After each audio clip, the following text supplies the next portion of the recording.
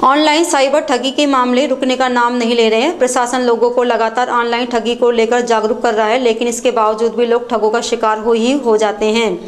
ऐसा ही एक मामला बानसूर में सामने आया है, जहां शनिवार शाम ठगों ने एक व्यक्ति को अपने झांसे में लेकर करीब 3 लाख रुपए उसके अकाउंट से पार कर लिए। पीड़ित व्यक्ति नंद कुमार मेहड़ा ने बताया कि शनिवार को उनके पास बार बार किसी अनजान नंबर से कॉल आ रही थी, जिस पर उन्होंने 2 बार कॉल नहीं उठाई। तीसरी बार कॉल उठाने पर उन्होंने कहा कि वे SBI क्रेडिट कार्ड से बोल रहे हैं। आपने जो क्रेडिट कार्ड बनवा रखा है उसका इंटरनेशनल चार्ज लग रहा है और उसके लिए आपको आधार नंबर और बैंक अकाउंट की जानकारी देनी होगी। इस पर उन्होंने उनको जानकारी देने के लिए मना कर दिया और कहा कि वे खुद बैंक जाकर रुकवा देंगे। फिर उन्होंने कहा कि यह बैंक में नहीं होगा, आपको ऑनलाइन करवाना है और उसकी आज अंतिम तारीख है, अन्यथा आपको इंटरनेशनल चार्ज करीब 7 से 8 हज़ार रुपये लग जाएगा।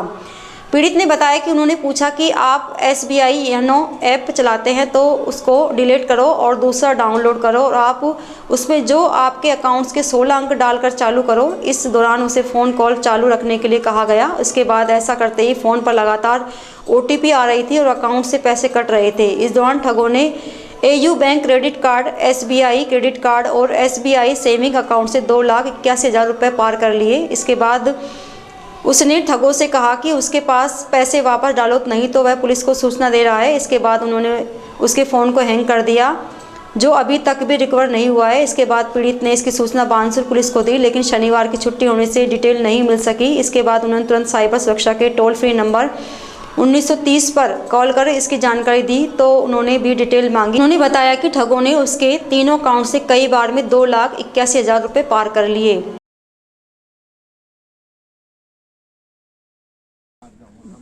ऑनलाइन फ्रॉड हो गई है।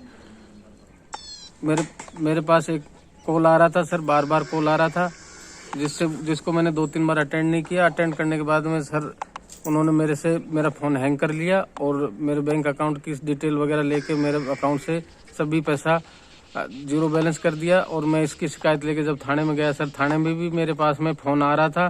थाने वालों ने मेरी कोई सुनवाई नहीं ली है और वहाँ भी मेरे पैसे कट रहे थे। करीबन शाम के 4 बजे के करीब सर मेरा सारा पैसा विड्रॉल हो गया था, मेरा 0 बैलेंस हो गया था।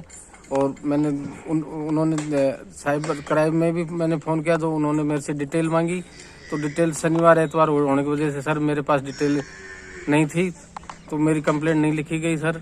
और उन्होंने बार बार डिटेल के लिए ही पूछ रहे थे। शनिवार होने की वजह से सर डिटेल नहीं मिल पा रही है और मेरे करीबन 3.5 लाख रुपए की फ्रॉड हो चुकी है।